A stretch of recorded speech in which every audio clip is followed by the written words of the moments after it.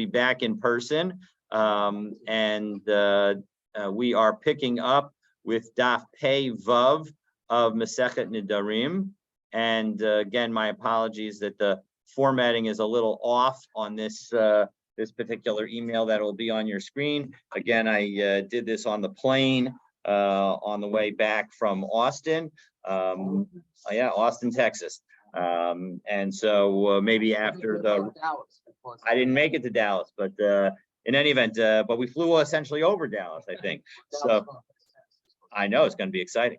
Okay, so so where are we? We're in Riverdale at the moment, but where are we in the Gemara? We are going to pick up on the bottom of Hey Amud Bet. And yesterday we learned a Mishnah in which Rabbi Yochanan ben Nuri said that a husband should revoke a wife's vow that prohibits her work to him, because that vow could take effect upon divorce and prevent him from remarrying her, because then essentially anything that she would do would be prohibited to him, because at the moment that she made the prohibition, so she had on some level an obligation to him, and as a result of that obligation, you can't just promise something to someone else or take something away from somebody when you have an obligation to them. And so as a result, that that is why Rabbi Yochanan ben Nuri said that you can't do it. And the issue is that Rabbi Yochanan ben Nuri was saying that effectively this woman is able to prohibit something that doesn't exist. Namely, her work at the time that she's divorced is something that doesn't exist now. Right now she's married. Right now she has an obligation to her husband so that the work that she produces belongs to him. And so it's only something that's going to happen in the future. And not only something that's going to happen in the future, but unlike the Adafa, which was the second position in the Mishnah of Rabbi Akiva, who said that the problem was that maybe she'll produce extra and beyond the required amount that she needs to produce for her husband in order to be, in order to fulfill her obligation. Maybe she'll produce extra, and that will be prohibited to him. And so that is also something that doesn't yet exist. And Rabbi Akiva says it's prohibited, but there's a difference, because Rabbi Akiva's adafa, the extra produce, when it comes into existence, is in broader sense within the possession of the person to whom it is being prohibited. And so as a result, it's possible to potentially, in that situation, it's possible to prohibit it. On the other hand, when it comes to the fundamental produce, the initial produce that is done after they're divorced, well, that is going only to the wife. There's no sense in which it also belongs to the husband. And so in that sense, there's going to be a prohibition of something that he has nothing to do with at the moment that the item comes into existence. And so that seems to be particularly a stretch. And it's even more of a stretch because in a different Mishnah, that we saw, or in connection with a different Mishnah, in connection with a Mishnah that we learned in Masechet Ketubot, we saw that that Shmuel said that in fact that the halacha was like Rabbi Yochanan HaSandlar in connection with the following situation, right? That if in fact the husband were to try to sanctify the produce of his wife, if in fact the wife was supposed to be producing what she ate because the wife had decided that she wanted to not give her produce to her husband, but rather support herself and not have that her husband be obligated. So if the husband had a right to, again, the husband doesn't have the right to sanctify something that doesn't belong to him. And so as a result, we said that all of her work belongs to her, but what about the extra? The extra on some level could be potentially sanctified by the husband, but Shmuel said that the halacha is like Rabbi Yochanan Hasandler, who says that you can't. The husband does not have the ability to be makdish the excess, and the reason presumably is because something that doesn't yet exist in the world doesn't have the possibility of being sanctified. And so we have two opposing statements of Shmuel. We have a statement here that seems to clearly indicate that you can sanctify something, and a statement in Ketubot that seems to be clearly saying that you cannot sanctify something. So which is it that doesn't, again, cannot sanctify something that does not yet exist? So which is it? And so we tried twice to answer this question yesterday. Both times failed. We began the third answer yesterday, but let's pick up again with the beginning of the third answer. It's Ella Amar Rav Huna. It is 1, 2, 3, 4, 5, 6 lines up from the bottom of Pei Hey Amud Bet. And so we say Ella Amar Rav Huna, Brei de Rav Yoshua. So Rav Huna, the son of Rav Yoshua, he's going to give her the following answer. Omeres Yikachu Yadaila Osehen. We're going to say that the woman is saying that I am sanctifying my hands. Well, my hands exist. And so as a result, I'm no longer trying to sanctify something that does not yet exist, namely the produce that I produce, but rather I'm trying to sanctify something that does exist, my hands. Because those are things that exist in the world. And so as a result, this is not, in fact, even though our Mishnah looks to be a statement about something that does not yet exist, it's not really. 1 second, Amra. How can she do that? Because at the moment she's trying to sanctify her hands, they have to work for her husband. They are committed already to working for her husband. You can't do that to something that's already committed to working for somebody else. To Amra L'chi Megarsha. So all right, so she says that when we get divorced, so that's when her hands are going to be consecrated. Well, Hashta Mias Lo Megarsha, Mimai Dechi Amra Hachi Mahanya. Well, 1 second. As we mentioned yesterday, this is a question that we ended with yesterday. How does that work? Because at the end of the day, her hands at the time of divorce are something that don't exist now. Her hands in marriage exist, but her hands at the time of divorce don't exist because right now she's married.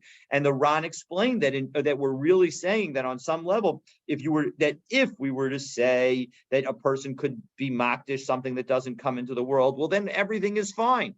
But the problem is that we're trying to say that Shmuel, especially according to, given that he says that the halacha is like Rabbi Yochanan Hasandler, how can he say that? Rabbi Yochanan Hasandler clearly says that you cannot be makdish something that has not yet come into the world. And so as a result, how can she be makdish her divorced hands at this moment?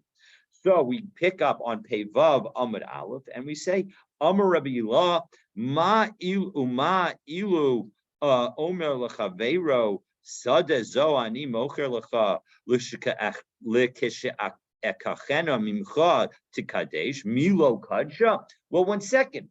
Let's do some analogy playing, and so we're going to begin today with 4 analogies. We're going to make analogy number 1 that will say that will solve our problem. Then we'll say, no, isn't analogy number 2 better? And then we'll make analogy 3 and 4 that will again try to solve our problem. And analogy to number 2 won't solve our problem. Then we'll try analogy 3 and 4 that will solve our problem. And we'll, in the end, ask a question that undermines all of the analogies. And so that is the first half of today. So let's take a look at it and we'll go through it in detail. So the point is analogy number 1 is the following. If in fact a person were to say, listen, I've got a field, okay? And I'm going to sell it to you, Stan. And Stan, when I buy it back from you, because at some point, I know that you go up and down in your finances. And so at some point you may need to sell it and I'm happy to buy it back. When I buy it back from you, I want to consecrate it to the Beit HaMikdash. So that's what I tell Stan. And so Milo Kadsha, So isn't it sanctified? Meaning, if I now buy it back from Stan, if I now sell it to Stan, finish the sale to Stan, and I buy it back from Stan, when I buy it back, it goes immediately to the Beit HaMikdash, and it becomes something that will be sold again and used for the Bedek Habayit, for taking care of the Beit HaMikdash. So Maskif lo Rabbi Yirmiyah, 1 second. So, and again, the point is that this shows how, so the analogy, just to close the loop, right? So the analogy is that, listen, when a woman has her hands now and is saying, I'm going to sanctify them for the future when I get divorced. So the point is that it's like she's got her hands and now she's sanctifying them for the future time when she gets divorced, just like I'm sanctifying the field for when I get it back, because just as her hands are going to come back to her, the field is going to come back to her. All right. And so now how does Rabbi Elah figure this out? Meaning, what is the basis of it? So the Ran explains that, Rabbi Elah did not get this idea from a Mishnah or a Brisa, but he came up with it from his own logic. And the situation is different from when the field is already in the hands of a buyer, because every day the woman has effectively a new obligation to her husband. So effectively, at the end of the day, or at the very beginning of the day, her hands belong to her. And so as a result, the analogy is an apt analogy, because her hands begin with her, then they become obligated to her husband. She's never really going to get them back until they divorce. And so as a result, it's just like I own the field, I sell Stan the field, and then when Stan sells it back to me, I'm going to get it back. So that's the analogy, and so that's the logic.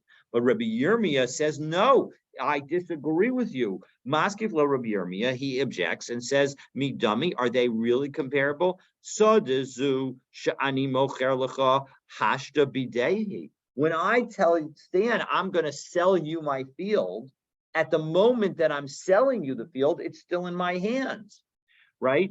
So as a result, I have the ability to consecrate that field right now. But Isha biyada lahaktish masa yadeha. But the woman doesn't have the ability to sanctify and to prohibit her produce to her husband, because that produce belongs to her husband, and she doesn't have the right to sanctify something that doesn't belong to her. So halo dami ella. So what's the case? So that's not the comparable case.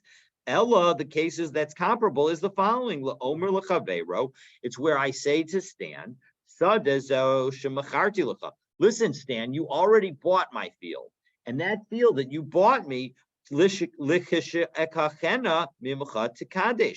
when I buy it back from you, so then I will sanctify it. Well, in that situation, mikadsha, do we say that it's sanctified? The apparent implication of the question is no, we would not say that. So the whole reason that when I offered to sell Stan my field and said that I would be makadish it, that I would be makdish it when it came back to me, the reason that it worked is because I really could be makdish it immediately. And so as a result, because I can be makdish it immediately, I can be makdish it for the time when it comes back to me. So when Maskif lo Rav Papa said, no, 1 second, you are not right either, Rabbi Yirmiyah. I'm going to tell you, and I'm going to object to your question and say, in fact, I'm going to give a different analogy. So this is analogy number 3 now. Analogy number 1 was I sell it to you, but it's in my possession. Analogy number 2 is I sell it to you and it's already in your possession. Analogy number 3 is midami gabi zvina psika milsaihu. Well, when I sell it to Stan, Stan's rights in it are total. He has the complete rights. But Gabi Isha Mipsika Milsa, there's no absolute rights to the woman's hands and to the woman's work. That is not an absolute right. Meaning, her hands belong to really her. It's just that she has an obligation with respect to them. So hello, dummy, Ella Omer Lachaveru, Sada Zosishmashkanti Lacha, Likasha Evdina Mimcha Taktish. Milo kadsha. No, the analogy is like the following. If I were to say to you, listen, this computer that I have right here, I am going to borrow money from you, Stan. You're going to lend me $100 because this computer is worth more than $100, and I'm going to leave this computer with you. And you know that I'm going to come. I'm good for it because I want the computer back, and so it will be my pledge to you. And I'm going to come and I'll pay you back the $100. And when I pay you back the $100, you'll give me my computer back. Of course, you can't charge me interest, so otherwise, that's why I'm saying that I'm paying you back exactly 100. So, all right. So that's the situation. Isn't that the situation? Isn't that the closer analogy to the situation with the husband and the wife?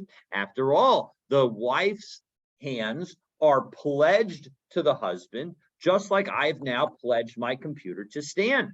And when I redeem them, so then I get my computer back. And when the woman gets divorced, she gets her hands back. So everything is a beautiful analogy. So of course, that's not a perfect analogy. And so Maskif lo Rav Shisha Brei de Ravidi. So one second, Rav Shisha Brei de Ravidi says it's not a perfect analogy. We still have a problem. And by the way, if all of this seems relatively or somewhat familiar, it's because we had a very, very similar Gemara in Tubot, Daf Nun Ted Amud Aleph, 59a. But in any event, so Maskif lo Rav Shisha Brei de Ravidi. Rav Shisha Brei de Ravidi says that umidami, is that really comparable? That's also not comparable because sada biyado lifto. So when I have, so the real truth is I shouldn't have used my computer. I should use my field, the same field. So my field, when I have pledged it to, when I pledged it to Stan, so I have the power to redeem it whenever I want, right? So isha biyada lehit garesh, but the woman doesn't have the ability to take possession of her hands whenever she wants because she doesn't have the right to initiate a divorce in Judaism. So halo damya elala omer lechavero sada zo shemishkanti lecha le'eser shanim lekashe'ef dena mimcha tikadesh milo kacha. So we have now a third successful approach, meaning an approach that would answer our problem in Shmuel by saying no. The point is that the analogy is to a pledged item, except that I've told you that I'm not going to redeem my field for 10 years. And so as a result, at the moment that I am saying that I am sanctifying that field when I redeem it, I know I can't sanctify it for 10 years. So I'm just like the woman, because the woman doesn't have the ability to get out of the marriage immediately. So too, I don't have the ability to get the field back. And yet, I'm not 100% sure. I'm fairly certain that neither of us can use it, that it's just there to ensure my repayment. That if he were to use it, then he would have to pay for it because otherwise it would be a problem with charging interest. Well, it's a field, so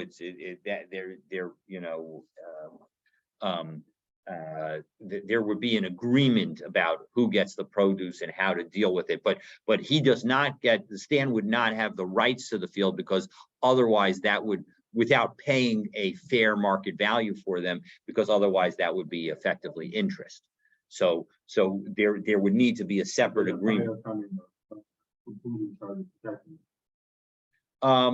So I think that Stan is considered like an unpaid watcher. And so he would have the obligations of an unpaid watcher. That would be my quick recollection. I'm not in the sugya, so I don't remember it specifically, but that would be my expectation. In fact, I'm fairly sure that would be the case in connection with any pledge, that the person who's holding the pledge is considered an unpaid watcher. Okay, so we've now tried analogy number 4, which is not only is it a pledge, but it's a pledge that I can't redeem for 10 years. And so isn't that the best case? And again, to explain how this answers the question in Shmuel, is what we're saying is that really Shmuel says that you can't consecrate something that doesn't currently exist. You cannot consecrate something that does not currently exist. So how does he say in our Mishnah that the halacha is like Rabbi Yochanan ben Nuri, who says that the woman can, that we're worried about when she gets divorced, because she's currently consecrating her hands.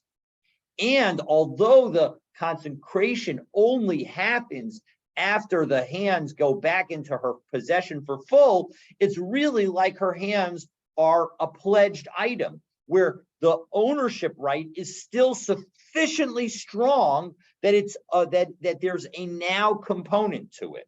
And so as a result, it does exist and she does have a relationship with it. And so as a result, we're going to say that it takes effect when they get divorced, because she has a sufficient ownership in it now. And so as a result, that consecration is a valid consecration. And now we have Rav Ashi, and Rav Ashi is going to challenge and then offer a fourth and final approach that will work and will solve our problem.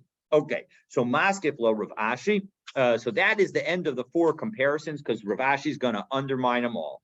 Me dummy, is there actually, is that a comparable case either? Because you probably were already thinking this. Hussam, kits, we've got a fixed duration, meaning I know that I can redeem it after 10 years. And so as a result, there's a specified time that I'm going to be able to get it back.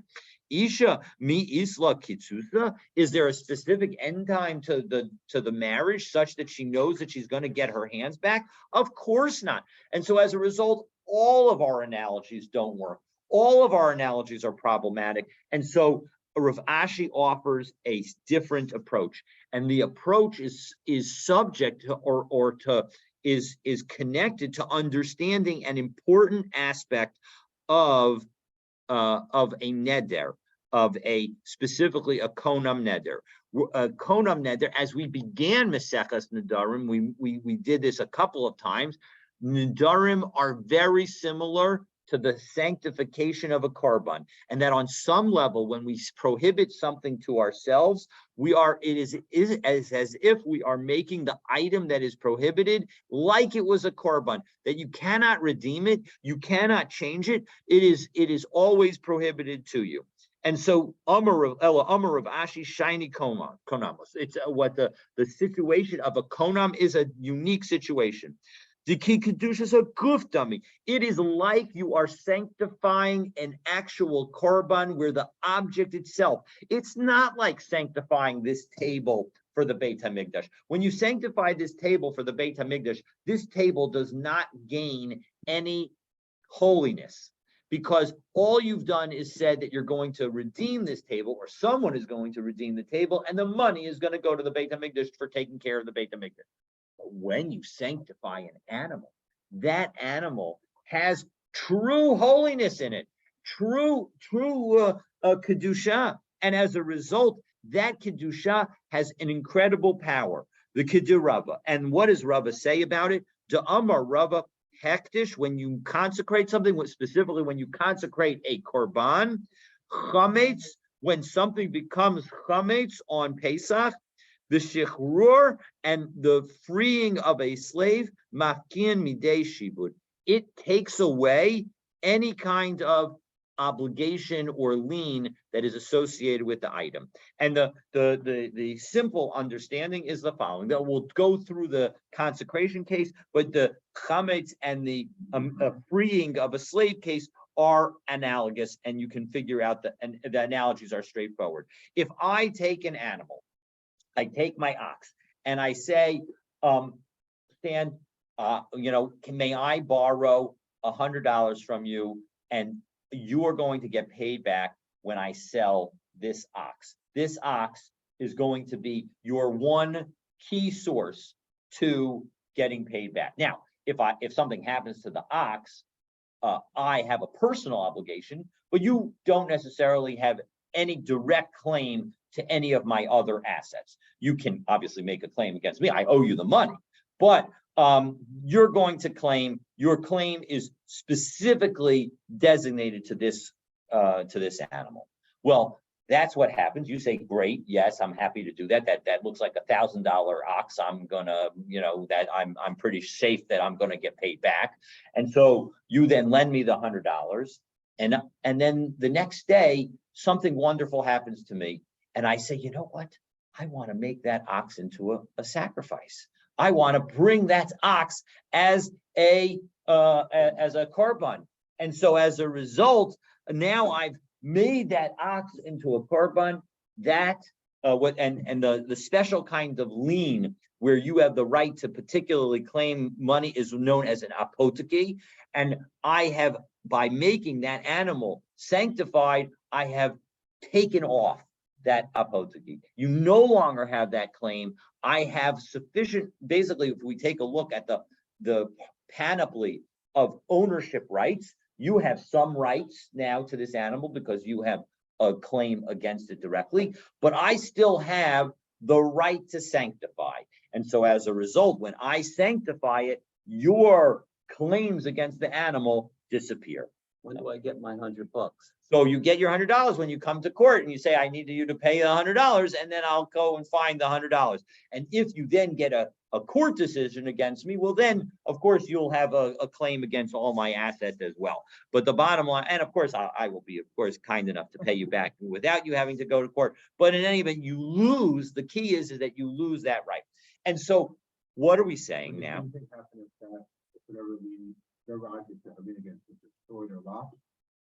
Was destroyed or lost. Yes, if in an apoteki case, absolutely, that would be the exact same thing that would happen.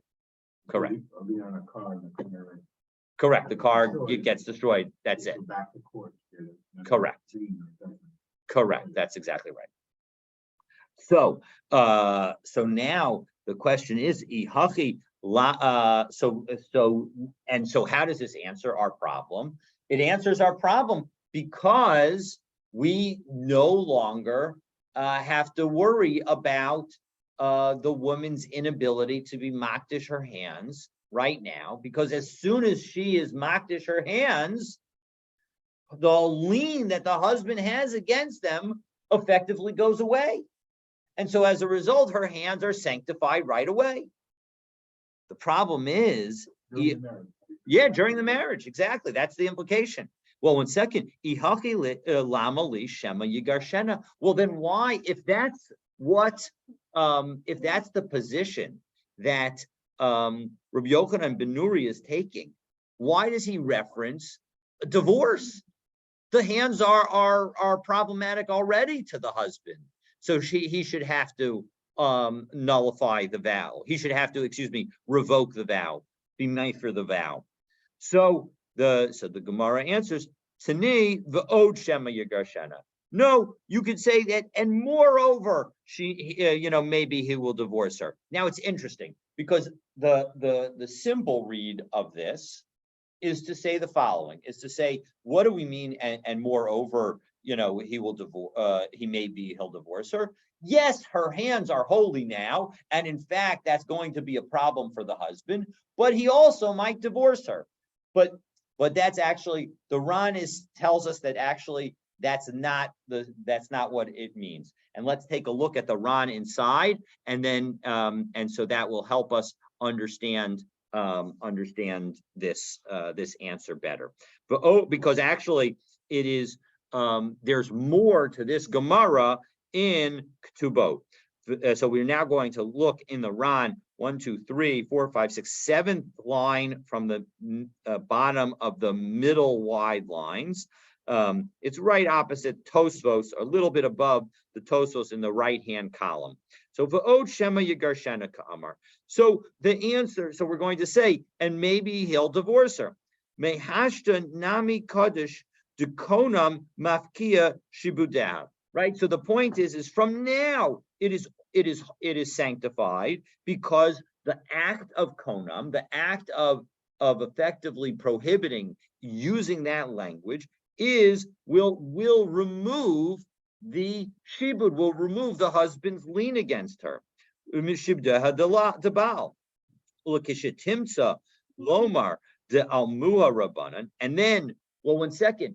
And not only that, but maybe you can say that the rabbis strengthened l'shibudei debal. Maybe the rabbis strengthened the husband's hand, ba'oda tachtav, while she is still married to him. The shavyuhu kilokeach gamor, that they effectively equated him to a full-fledged buyer. And so what this is saying is that according to Rabbi Yochanan ben Nuri, maybe the rabbis actually said she can't do this for immediately. She can't immediately cause her hands to be sanctified, because the rabbis realized that would undermine the whole purpose of having her work for her husband, and her husband have an obligation to pay for her food. And so as a result, the lo kemalva, it's not like this case with me and Stan, and the Stan being the lender, and where if I sanctify my field, if I sanctify my animal, it becomes a sacrifice, and Stan's apoteki rights get demolished. Afilu hacha yafer. And nonetheless, even though the rabbis have effectively made the situation with her hands like the husband actually purchased them, nonetheless, the husband should revoke the vow, because Shema Yigarshena, because maybe they'll get divorced. V'hainu dehasam parak afalpi parak almuha rabbanan l'shibuduha v'hacha lo idkerlei. And in fact, in the Gemara over there in Parak Afalpi in Maseches Ketubot, that's what we answer, and we don't go into that detail here. Ela va'od shema yigarshena kamar. All we say here is maybe, and moreover, maybe he'll divorce her. The davida achasi, and the answer that we give over there and the answer here are really one and the same. So we're not just saying that moreover, there's another reason why you need to do it, because maybe you'll divorce. The point is that the ode is maybe the rabbis will give the husband in effect ownership rights, that really, because of the importance of the relationship between the two, we don't want her to undermine it during their marriage. So we'll say, even though technically from the biblical perspective she has the right to make this prohibition, we're going to effectively take those hands out of her possession, put them in the husband's possession, and make it so that she cannot sanctify them now. Well, one second, once you've done that, why isn't that a davar shelo ba la'olam? Why? How does this solve our problem in the first place? Because remember, the whole problem in the first place is that in Shmuel over there in Ketubot says that davar shelo ba la'olam cannot be sanctified. So how, if in fact we're treating the rabbis are treating her hands as if they belong to the husband now, how can she sanctify them for when she gets divorced? It's a davar shelo ba la'olam. V'im tomer v'im, and so this is the question that the Ran is about to ask. V'im tomer v'i almuha rabbanan l'shibudeha debal delo lichol hashda. And if you were to say that the rabbi strengthened the lien held by the husband so that it will not become an effective vow immediately, hadra kushin, our question returns l'duchta, to its original place. Kaven dahashda lo chayil lekamei hechi chayil hechi chayil, meaning as now that that does not take in it does not go into force immediately. How could it ever go in force? The hashemiyat lo migarsha, because at the moment they're not divorced, and so as a result, it's a davar shelo ba la'olam v'yesh lomar. And so here the Ran gives an answer, and again, this is a Ran like a Tosos. This is one of the things I love about the Ran in Maseches Nedarim. V'yesh lomar the kaven de medina chayil, because really under biblical law it should take effect now.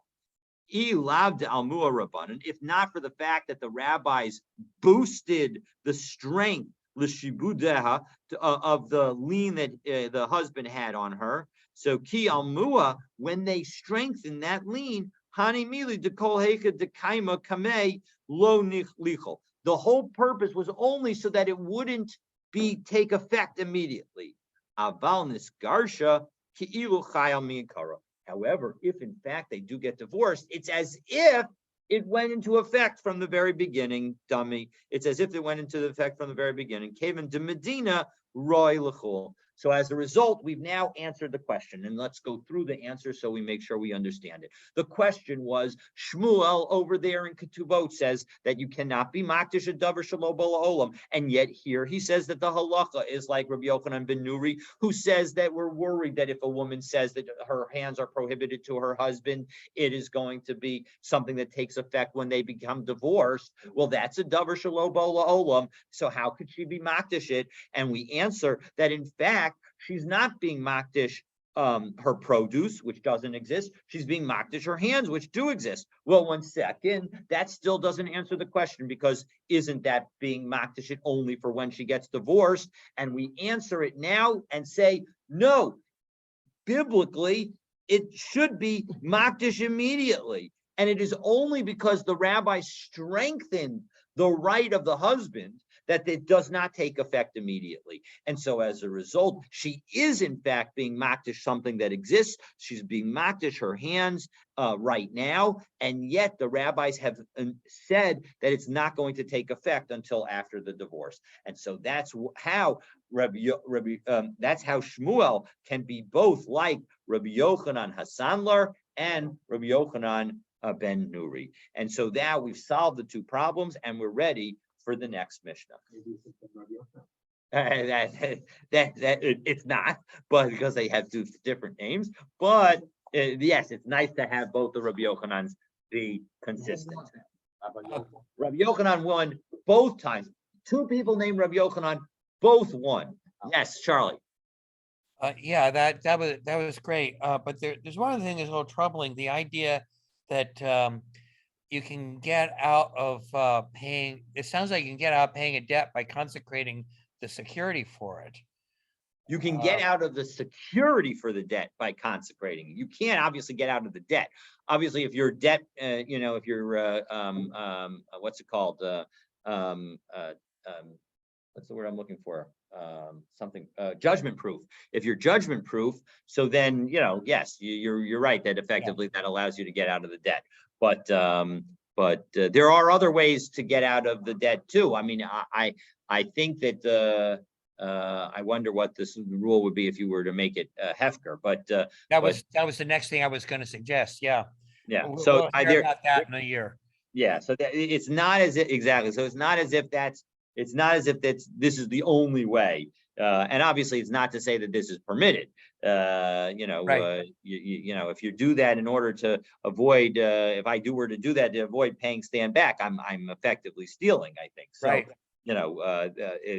But the point is that we also need clear property rules. Clear property rules are an important element of a well-functioning society. Right. And so, if Judaism is nothing else, it is a well-functioning legal society. It is a society based on rules. And so as a result, it makes total sense that they would have a rule to address it. Obviously, one could come up with other versions of the rule, but given the fact that a person is making such a statement, it makes a lot of sense, and potentially that statement could be public. It makes a lot of sense that we want to give power to that affirmative statement of making something holy. All right, so let's take a look at the Mishnah, and with that, we will be ready for tomorrow. So Nadra Ishto v'Savar Shenadra Bito. So this is going to be a Mishnah all about mistakes, And let's take a look. And the bottom line is what happens if the husband or father revoked a vow, but it turns out that he made a mistake as to something about the vow. So if Nadra Ishto v'Savar Shenadra, and to just read the last words of the Mishnah. So if we just skip to the last words of the Mishnah, because sometimes it's easier to understand when you know where things are going. In each of the cases that we're going to talk about in this Mishnah, the husband's going to need to make do the hafara, do the revocation over again. So let's take a look and see what are the situations. So Nadra Ishto v'Savar Shenadra Bito. So his wife made the neder, but he thought it was his daughter's neder, and then he revoked it. So he's going to need to revoke it again when he finds out that in fact it wasn't his daughter that made the neder, it was his wife. And exactly opposite case. Nidra bito b'savar shenadra ishto. Same situation. Okay. No. All right. So that's case number one. Two halves of case number one. He mistakenly thought his daughter / wife made the neder when it was really the other one. Okay. That's case number one. Case number two. Nadra b'nazir b'savar shenadra b'korban. He thought that he was revoking a neder about Nazirut, when in fact it was a neder with respect to making a korban, or nadra b'korban v'savar shenadra b'nazir, or if the actual vow was about a korban, and in fact, and the vow, and he thought that the vow was about Nazirut. So those two situations, again, that also he would have to redo his revocation. Okay, and the final case, nadra mit'ainim v'savar shenadra min ha'anavim. Right, he thought he was doing figs, and I mean, she made a neder with respect to figs, and he thought that it was about grapes. Or nadra min ha'anavim v'savar shenadra min ha'tainim. Or the neder was actually about grapes, and he thought it was about figs. Harezeh yachzor v'yaper. So in all of those cases, he's going to need to do everything over again. He's going to need to revoke the vow over again. Now, tomorrow, we're going to address an interesting question with respect to this. It seems like if one were to make a mistake about identity, that if one were to think that it was one's wife, when in fact it was one's daughter, that is going to require a do-over. Well, what about in the God forbid situation, I may have esrim, that somebody hears about the passing of a relative, and it turns out that it was a different relative that passed. So initially they heard about relative A, and they tore kriya, and then they tore their garment, and then it turns out that it was really relative B, again, somebody else that needs to tear kriya, for whom they need to tear kriya. And so the question is do they need to tear kriya again? One might think, based on this Mishnah, that the answer is yes, but we have another Mishnah that seems to suggest that the answer is no, or another brisa. Let me just check. I don't remember now. We have a we have a brisa that suggests that maybe the answer is no. So how are we going to resolve that potential discrepancy? Well, for that, you're going to need to stay tuned for tomorrow's daf. So tomorrow, God willing, we will be back on Zoom. My apologies for going back and forth, but Baruch Hashem, I've had the opportunity to do a little bit of traveling for a variety of different reasons. But God willing, next week, let me just double check, but I believe next week, yes, next week I will be back. So tomorrow, we're not meeting in person. Next week, we are, God willing, meeting in person. And I believe, yes, I'm doing all of next week as well. So I will do Monday through Friday of next week. So looking forward to seeing you all, God willing. So, well, no, on Zoom tomorrow, and God willing in person, at least some of you, next week. Have a wonderful day, and I look forward to seeing you tomorrow. Yeah, James, what day is Robin going to